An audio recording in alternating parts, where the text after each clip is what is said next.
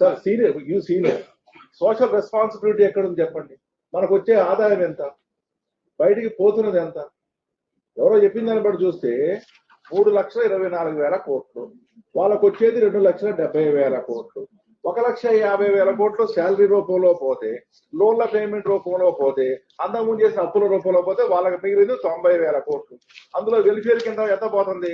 89,000 కోట్లు పోతుంది వెల్ఫేర్ పథకాల కింద. కూర్చుంటే డబ్బులు, నిలబడితే డబ్బులు, ఏం చేయకపోతే డబ్బులు. కొన్ని నిజాయితీగా పోతున్నాయి. పల్సర్ బైక్ వేసుకొని అయిపోయి ఉచిత బియ్యం పట్టుకొని పోతున్నారు. ఎంత పడిన పడుతుంది వాళ్ళ మీద? ఎవరికైనా బాధ్యత ఉందా సమాజంలో చెప్తే? బ్లేమింగ్ ఎవరికైనా, మనందరం కూడా, నేను పౌరుడే కాబట్టి ఎన్ని అనవసరమైన ఉచిత పథకాలు ఇవ్వాల్సిందే. మరి ఎంతమంది అనవసరంగా తీసుకుంటారు చెప్పండి? ఆ రైతు బంధు పథకం ఉంది, కోటీశ్వరులు కూడా రైతు బంధు ఇవ్వట్లేదా? ఎంత బడ్డెను పడుతుంది రాష్ట్రం మీద? ఈ భవిష్యత్తు పిల్లలకి ఏం మిగులుతుంది? రేపొద్దున ఏ ప్రభుత్వం వచ్చినా ఏం చేయగలుగుద్ది? ఒకప్పుడు ఏంది, ఈ దేశానికి మనం ఏమి ఇచ్చాం అనుకునే వాళ్ళం. ఇప్పుడు ఈ దేశం మనకేమిచ్చింది? ఒకప్పుడు ఏముంది, మన ఊరికి ఏమి ఇచ్చారు, లేకపోతే మన గ్రామానికి ఏమి ఇచ్చారు, లేకపోతే మన వీధికి ఏమి అడిగారు. ఇప్పుడు ఏంటి, ఇంటికి వచ్చింది, మన ఇంటికి ఏమి ఇచ్చారు, నాకేమి ఇచ్చారు. ప్రజల టెండెన్సీ చూడండి, ప్రజలు నాకేమి ఇచ్చారు, ఈ దేశం నాకేమి ఇచ్చింది. ఒకప్పుడు ఏముంది, గాంధీ గారిను, నెహ్రూ గారిని చూసి మిగతా వాళ్ళని చూసినప్పుడు, మంత్రులు గారిను, లేకపోతే అందరూ ఏమనుకున్నారు, ఈ దేశానికి నేను ఏదైనా ఇవ్వాలి, ఈ దేశంలో నేను పుట్టినందుకని అనుకున్నాను. ఇప్పుడేంటి, ఈ దేశం నాకేం ఇచ్చింది? ఇన్ని ఉచిత పథకాల? ఏమన్నా ఒక్క తెల్ల కార్డు తీసేయగలరా? ఒక్క తెల్ల కార్డు తీసేస్తే ఇంకో రకమైన రాజకీయపరమైన గొడవలు, ఫలానాది చెయ్యొద్దు ఇంకో రకమైన విమర్శలు. ఆఫీసర్లు ఏం చేస్తారు? 3,000 4,000 కేసులు ఆయన మీద ఉన్నాయి. నేను చూశాను, మొత్తం కూడా చూస్తే ఇక ఈ జీవితకాలం పాటు ఆయన జైల్లోనే ఉంచాలి. ఈ లెక్కన ఆ సెక్రటరీ గారు పోస్ట్ లో ఉన్నందుకు పాపం ఇక ఆయన లైఫ్ అంతా ఎక్కడున్నారంటే ఇంట్లో జైల్లో ఉంచాలి, జైల్లో ఉంచి అక్కడి నుంచే పని చేయించాలి. ఏం చేస్తారు చెప్పు? చాలా ప్రాక్టికల్ గా చాలా డిఫికల్ట్ అయిపోతుంది.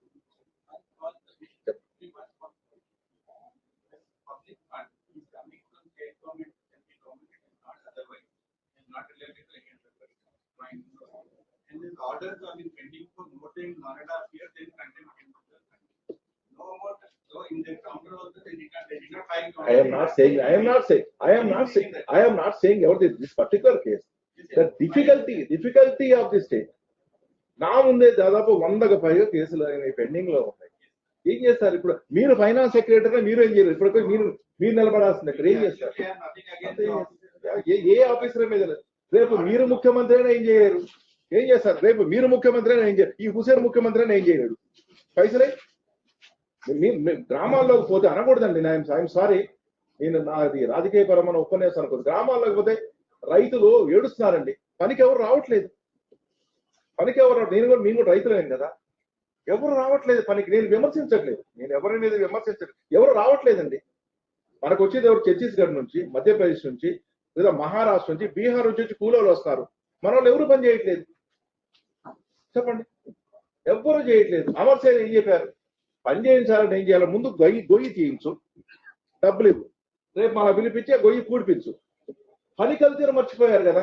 ఒకప్పుడు మనుషులు పని చేసే వాళ్ళట అని మ్యూజియంలో పెట్టాలి అంతే. ఒకప్పుడు మనుషులు పని చేసే వాళ్ళు ఏదో మొన్న అదే డాక్యుమెంటరీ చూసి ఒక ఆయన చెట్టు కిందనే పడుకొని ఉంటాడు, రోజు ఒక ఆఫీసర్ పోతూ ఉంటాడు, ఇట్లా చూసుకుంటూ పోతుంటే ఈయన హాయి కాలు మీద కాలేదని పడుకుంటాడు. అంటే ఆఫ్రికా. ఓ రోజు వచ్చి, అన్న నువ్వు ఏ పని చేయకపోతే ఎట్లా గడుస్తుందంటే ఆయన మొత్తం తీస్తాడు. ఇగో ఈ పథకం కింద నాకు ఇది వస్తుంది, ఈ పథకం కింద నాకు ఇది వస్తుంది, ఈ పథకం కింద నాకు ఇది వస్తుంది, ఈ పథకం కింద నాకు ఇది వస్తుంది, ఈ పథకం ఇంకా నేను ఎందుకు పని చేయాలంటాడు. అప్పుడు అంటాడు, ఏ ఉద్యోగం చేయడం దగ్గర దండగా ట్యాక్స్ తప్పని పక్కన కొంచెం మంచం ఉంచవే, నేను కూడా వచ్చి పడుకుంటాను అంటాడు. ఇది దయచేసి నేను ఇది రాజకీయ పరమైన ఉపన్యాసమో ప్రభుత్వం అనేది విమర్శించట్లేదు, మనందరం ఆలోచించాలి కదా. సార్ ట్యాక్స్ పేయర్స్ రేపు పొద్దున భవిష్యత్తు ఏంటి పిల్లలది?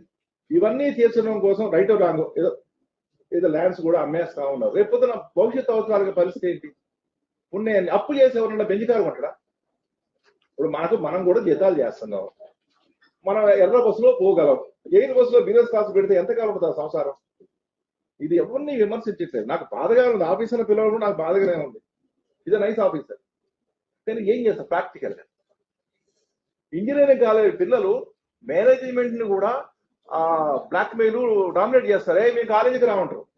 వాడిని బతీరాడి కూడా అటెండ్ చేయాలి. ఎవడన్నా చదువుకునేవాడికి ఫీజు కడతాడు, పడి మానేసుడు కూడా ఫీజు కడతారు. మీరు అర్థం చేసుకోండి. పడి మానేసుడు ఫీజు. ఇంజనీరింగ్ పిల్లలు, మెకానిక్ ఇంజనీరింగ్ చదువుకున్న పిల్లడు వాడి స్కూటర్కి వాడు తగ్గేసుకోలేడు, మళ్ళీ మెకానిక్ రావాల్సిందే. మేధావులు ఉన్నారు, చదువుకునే వాళ్ళు ఉన్నారు, కానీ బాగా చదువుకునే వాళ్ళకి కట్టండి, అరుగులైన వాళ్ళకి పథకాలు ఇవ్వండి. ఏంటంటే ఎన్ని ఫ్యామిలీస్? 1,20,00,000 ఫ్యామిలీస్, 1,90,00,000 పీపుల్ కి 1,9 lakhs పీపుల్ కానీ ఉచిత పథకాల బెనిఫిషియర్స్ అంతమంది ఉన్నారు. ఇప్పుడు 1 crore ఉన్నారా? ఫ్యామిలీస్ 1,50 lakhs అనుకోండి. పథకాలు ఎంతమందికి పోతున్నాయి?